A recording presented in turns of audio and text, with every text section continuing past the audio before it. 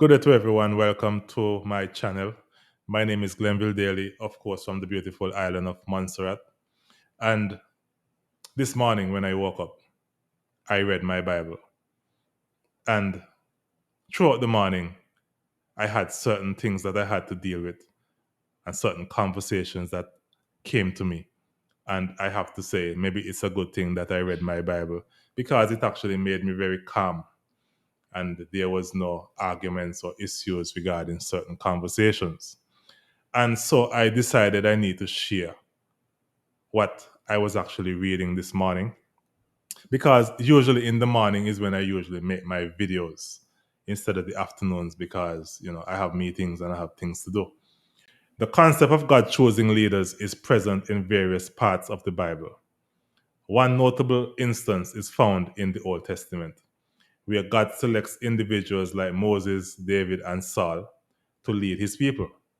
In the New Testament, there are references to God's sovereignty over leadership, such as in Romans 13:1, which states, "Let every soul be subject unto the higher powers, for there is no power but of God. The power that be are ordained of God." This suggests that ultimately God has authority over the appointment of leaders. And the Bible is a bit, you know, sometimes hard to understand. So let me try to explain another way. There are numerous instances where God intervenes directly in the appointment and selection of leaders. One of the most prominent examples is the story of Moses in the book of Exodus. Despite Moses' initially being reluctant, God chooses him to lead the Israelites out of Egypt and guides him through various trials and challenges. In the book of Samuel, God instructs the prophet Samuel to anoint Saul as the first king of Israel, followed by David.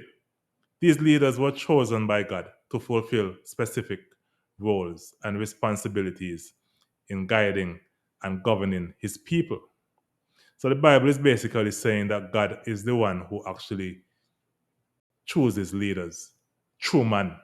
So even when people has an opportunity to vote, it really is God who actually chooses, and God is the one who actually puts people up so people can actually select and vote for them.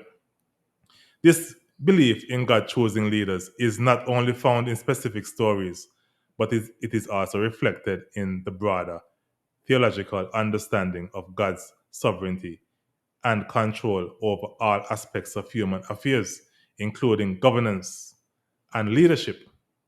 So when you really, you know, look into it, it goes to show that in everything, it is God who actually chooses people to lead a country, to lead a state.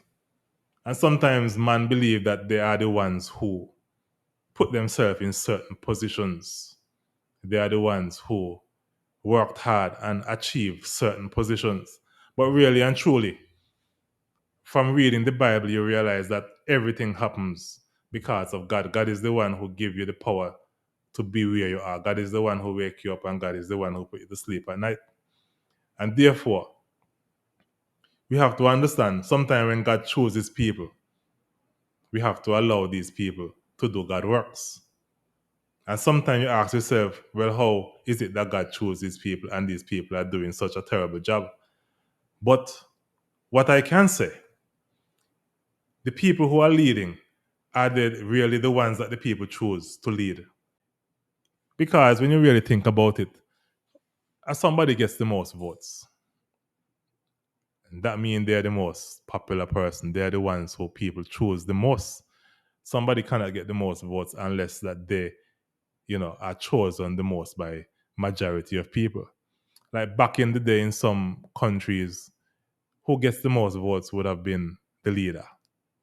So the question is, are we really getting the leadership according to God works, or are we actually going against God works and letting other people choose who they want to be leader?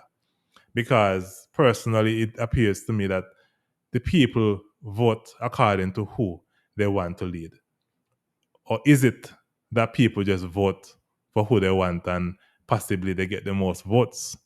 So when I was reading this Bible verse, and so I said to myself, are we really allowing God works to profess or manifest? To manifest? Are we allowing God works to really manifest? Is this the true manifestation for leadership? Or are we doing something wrong because we make our own rules? And a lot of people actually do feel that who gets the most votes is the one who actually should be leading. So you have to decide for yourself which one is really supposed to be, whether it is the one who gets the most votes or whoever out of the nine wins, and then somebody is chosen from there. Because we the people have not really been choosing a leader per se. We have been choosing members. We have been choosing people to be candidates, people from the candidate list, but we have not been choosing a leader. And really and truly, I think it is very important that the people choose who they want to lead them, and not just people believing because they have more experience than some that they are actually leaders. So, yes, reading the Bible, it talk about leadership, and it says basically God is the one who is in control. God is the one who chooses people to lead. And not only in politics, but in the house, God chooses who he wants to lead. As somebody, you have to have a leader. Some people are followers and some people are leaders. The question is, if in case we have a number of people who figure that they are leaders and they are only leaders, would that benefit the country? Because if in case you have four persons who figure that they are the leaders and they cannot get the position because everybody wants to be leader, what really happens after that? What will happen to the country if in case everybody feel they are leaders and nobody wants to be nothing but a leader? However, people have to think outside the box. You are leading your own ministry, you are leading your own you know part in the government. So at the end of the day, you don't have to really worry about being the actual leader of the country. Because at the end of the day, we need the country to really move forward and not just about leaders. Because people of the country do not choose a leader. You only choose nine persons, and then a leader is chosen from the ministers that you have chosen. So that's all for me for today. I just wanted to speak about my reading of my Bible, because I don't really usually wake up and just read the Bible. But this morning I woke up and decided, and it just came to me, and I had to read the Bible. And it just so happens that that is exactly what came to me without me even trying to find it. My hand just went up on this chapter that speak about leaders.